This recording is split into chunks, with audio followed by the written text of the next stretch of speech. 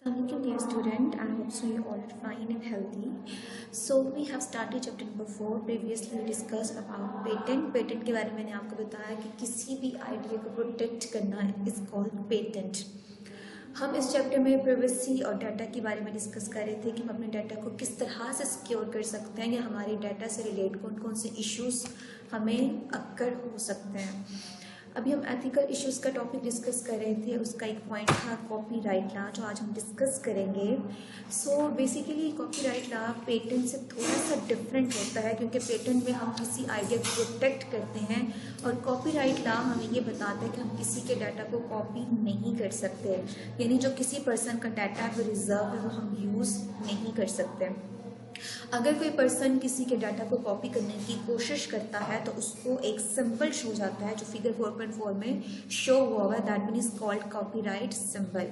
मैंने आपको बहुत दफ़ा एग्जांपल दिया है कि लेट्स सपोज अगर हम यूट्यूब चैनल की बात करें तो अगर हम किसी दूसरे पर्सन का डाटा यूज़ करते हैं तो हमें फ़ौरन से एक कॉपीराइट की ईमेल आ जाती है कि आपने ये डाटा कॉपी किया है, इसलिए आप इस डाटा को यूज़ नहीं कर सकते. या वो हमें एक वार्निंग मैसेज दे देता है कि नेक्स्ट टाइम जो है आप ऐसा ना करें, केयरफुल रहें, अदरवाइज आपका चैनल ब्लॉक हो जाएगा.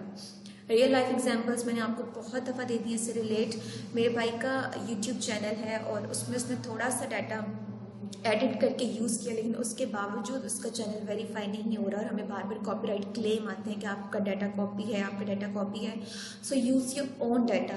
तो कॉपीराइट लॉ में क्या होता है कि बाय डिफ़ॉल्ट हमारे सिस्टम में इस तरह की प्राइवेसी लगी होती है कि अगर हम किसी डाटा को कॉपी करने की कोशिश करते हैं तो हमें उसके पास एक कॉपीराइट सिंबल शो हो जाता है या हमें एक कॉपीराइट ईमेल आ जाती है और हमें एक वार्निंग मिल जाती है, क्योंकि हम किसी के भी डाटा को यूज़ नहीं कर सकते. किसी के भी डाटा को अगर हम अपने पर्पस के लिए यूज़ करते हैं that one is called illegal. कुछ ओपन सोर्स सॉफ्टवेयर होते हैं जिनके डाटा को हम यूज़ कर सकते हैं, हम उसको थोड़ा सा मॉडिफाई करके अपने पर्पस के लिए यूज़ कर सकते हैं.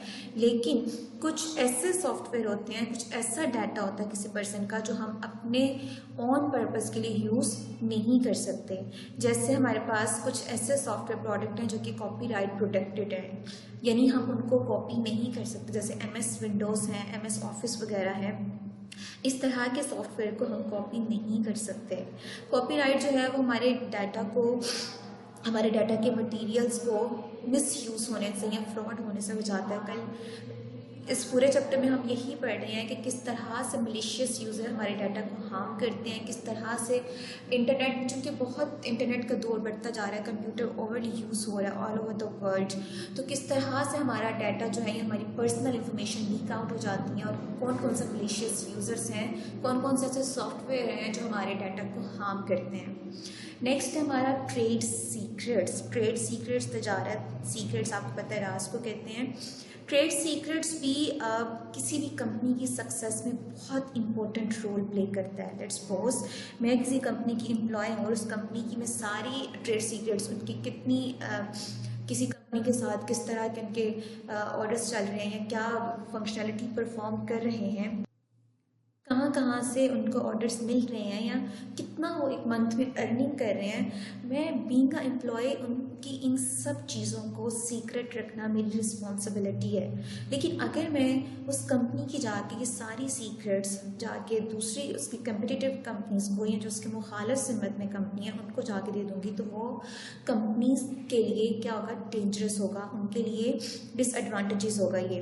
अगर इसी तरह से किसी कंपनी का समय बताया था कल भी कि कोई कंपनी बहुत हार्ड वर्क करती है, वो अपना कोई सॉफ्टवेयर बनाती है या किसी भी फील्ड की बात करें, हमें कंप्यूटर फील्ड से रिलेट बात करती हूँ कि किसी कंपनी ने दिन रात हार्ड वर्क किया, उसके एम्प्लॉय ने उन्होंने सॉफ्टवेयर बनाया.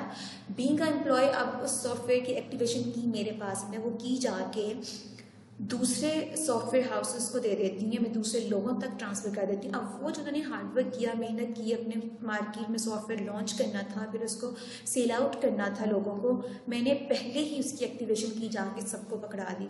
लोग क्या करेंगे, सॉफ्टवेयर को डाउनलोड करेंगे, की डालेंगे और उसको यूज़ करना शुरू कर देंगे. तो ये उस कंपनी के लिए क्या है, नुकसानदेह है.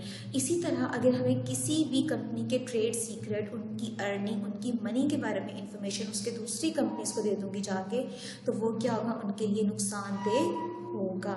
इसी तरह से कुछ ईमेल्स भी आती हैं। कल भी हम ईमेल्स को डिस्कस कर रहे थे कि ईमेल्स आती हैं कि आप अपना पासवर्ड चेंज करना है, या इस लिंक पे क्लिक करें और आप वो क्लिक कर देते हो, फिर आपसे यूज़र नेम और पासवर्ड मांगा जाता है और आप अपना यूज़र नेम और पासवर्ड दे देते हैं उनको।